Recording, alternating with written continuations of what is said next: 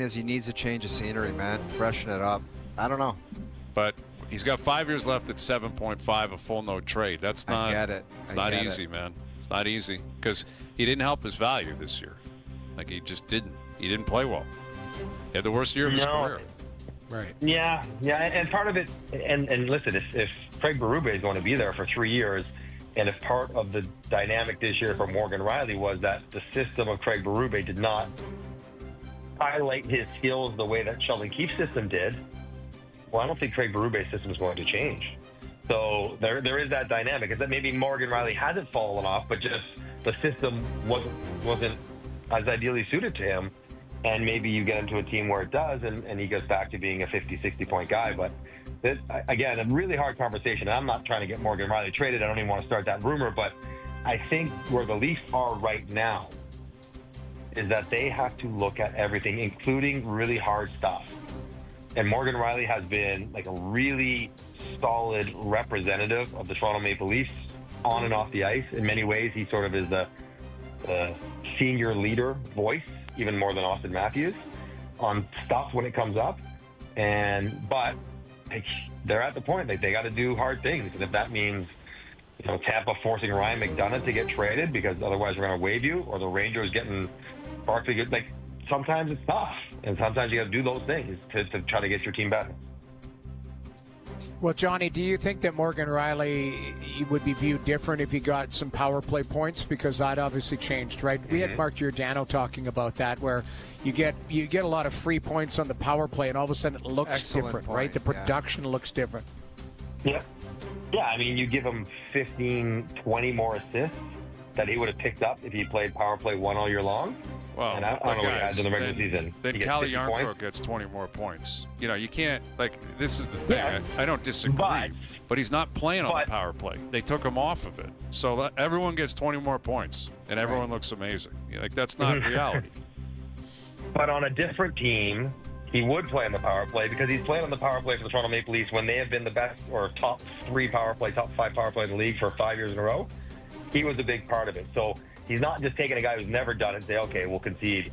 So I thought Calle Yarncroke getting 8 more power play goals. It's a guy who's done it before, and maybe you could make the argument if he were to go somewhere else, yeah, you put him on the power play, you'll have a good power play, and he'll get you 55 points. And at 7.5 with the cap going up, that's a second pair guy. That's not a first pair guy at all anymore. $7.5 million. Yep. That's a second pair guy, and maybe having an offensive defenseman who's maybe not perfect defensively, you can stomach that for that amount of money in a different sort of environment. Yeah, and that is valid about the contract. I mean, it's not now; it's term more than anything. He's got 5 years left, I believe. That's a lot of term. But the dollar amount, he is more than capable of playing to that number or exceeding it. And I do think there should be a concern if you try to move off him. You're moving off him after his worst season. I think he's got more in the tank than the way he played this year. I just, again. And he was better with Carlo. Like maybe a full year with Carlo at 5-on-5. Forget about the power play. Now, again, if you lose, and this is where you extrapolate it out, if you lose Marner, are you running 5 forwards next year? Good question. So if you're not, if your next best power play guy is not whoever, then maybe it's Morgan Riley again. And if you look at that decor, there is, I guess Oliver Ekman-Larsson, but there's not really anybody else who's going to run that power play if it's going to have to be a defenseman. So these are the sort of stuff you need to work through as you make these decisions, how the dominoes affect each other going through the summer and then into next year. Absolutely. And all of that is going to be on the table. And, maybe there's a chance some of these Canadian players on the Leafs wanted to come over and play in the semifinals in Stockholm, and it's not available to them, Johnny. What the hell happened? How'd we lose to Denmark? It's insane. It's insane.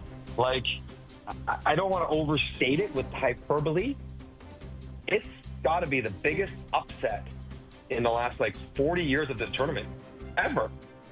That Denmark, I did the research on this. Denmark had 4 full-time NHL players last year. 4. And together might have 4 Hall of Famers on their team, between Flower and Sid and Nate McKinnon and who knows, maybe Macklin Celebrini, whatever. And yeah, it wasn't my game. I didn't call it, but Canada played well early. The goalie for Denmark played great. But to be fair, in the third period, guys, it was 0-0 to start the third period. The shots in the third period were 22-10 in favor of Denmark. So it wasn't just the two late goals. Denmark was the better team. So and they were inspired. Home crowd. Canada had an off night. Clearly, Canada couldn't score when they had the chances early. And this sort of coronation of McKinnon, Crosby, this great sort of Team Canada experience they're going to have, out the window. It's shocking. And the worst part about it, guys, so Team Canada was based in Stockholm with me. They had to fly to Denmark to play this game. They were obviously assuming they were going to win. They left their stuff back in Stockholm because they were coming back from the semifinals. Oh, no way. So yes. And their families did not go to Denmark. The families stayed in Stockholm waiting for them to come back for the final weekend. All the parents and the spouses and the kids are flying home Monday. And now every one of these guys want to get out of here. They had to find their way back to Stockholm. Also, they had a charter plane for the teams that won to fly them back to Stockholm. So it was Switzerland and Denmark who got on the charter. No room for Team Canada. They didn't even have a flight back to the city where their families were. It's just a disaster upon disaster. They all want to just get out of here now and get on with their summers. Bad news if you're Canada, but one of the coolest scenes that you could ever imagine if you're just a neutral sports fan, to watch Denmark, their fans, like the King of Denmark, move to tears about this victory that they've never experienced before in their hockey playing history. So, wow. Neat story, but stunning and brutal and hard to comprehend if you're Canada. Yeah, man. I've heard of a walk of shame. That's a flight of shame. It's a plane, trains, and automobiles of shame. Yeah. And can you imagine, how sour some of those guys would be? Like, as the travel plans don't get worked out properly, or they're having to wait. What do you mean I got a layover in Copenhagen for 6 hours? Like, what? Like, it's just, I keep thinking Sid and Nate be like, all right, guys, we're just going to get a plane. Yeah, everyone exactly. chip I in was going to say, Private depending bird, on what your bank says. Private bird. Bird, we'll take a get me the hell proportional out. of our career earnings. One guy put in 10, you put in 2. We're getting the hell out of here in 2 hours. Who's on board? That's where Sid sends a note to the King of Denmark and says, I need a plane waiting for me. That's right. Private plane, fueled up, ready to go. We're actually not going to Stockholm. We're going straight to Greece. We'll see you there. Yes. What's the currency over there? Like krone or kronen or Kroner? something? Kroner, straight kroner. Sid paying straight kroner to get home. Like Randy Moss, straight corner, homie. Straight kroner, homie. All day. Get me out of there. No Freddie Anderson even playing. It's the amazing thing. No. Freddie wasn't even there. Listen, Lars Eller not playing. Oliver Bjorkstrand not playing. Freddie Anderson. Those are 3 of the 4 guys. The only guy who is playing, Nick Ehlers, who scored the tying goal. Amazing. Well, Johnny, enjoy yourself over there. It's all right, boys.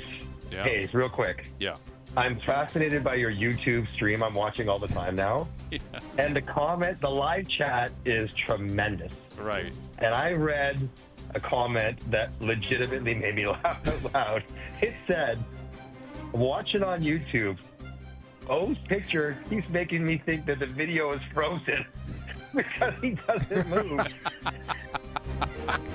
This guy's rebooting his computer because always has the lowest pulse on TV or on YouTube. Doesn't move. I know I'm watching, and I'm like, it's amazing. Yes. I love it. Oh, you got to move your shoulders every once in a while or something. You're a mannequin on YouTube. Oh, I don't care. Johnny, what do you think our mode of transportation should be as YouTubers? Should we pull into Scarborough, Channel 9 Court, like with scooters or something? Like, I feel we have to represent the YouTube nation. We need scooters or We something. do need scooters. That would be think cool. Backpacks, scooters, and helmets, and we just wheel in. One guy Fluorescent grabs helmet. really slow. And then one guy rides a bike and is a full hipster. Done. That's what we need. We start that on Monday, man. We're all coming in different transportation. It's going to be like YouTube, Cannot Google wait. around here. We're changing No, the not world. not the bicycle. Just the 2 little wheel, the thing you stand on with 2 wheels that Mike Tyson fell off of. Just the 2. All those people take actually headers. Oh, yeah. You ever go to New York The one-wheeler thing that you pin between your feet, those guys go like 30 miles an hour. Crazy. They bomb around downtown New York. It's wild. Yeah. Like, it's already insane already in New York. Why would anyone implement that?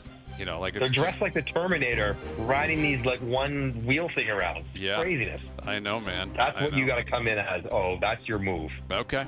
We can do that. Paul Blart that thing, man. We'll make it happen. Mall cop. Let's go. We're doing it. We're really doing it. All right, Johnny. Love it. Good stuff, man. Have a great weekend. We'll do it next week. All right, boys. I will talk to you from Toronto, mercifully.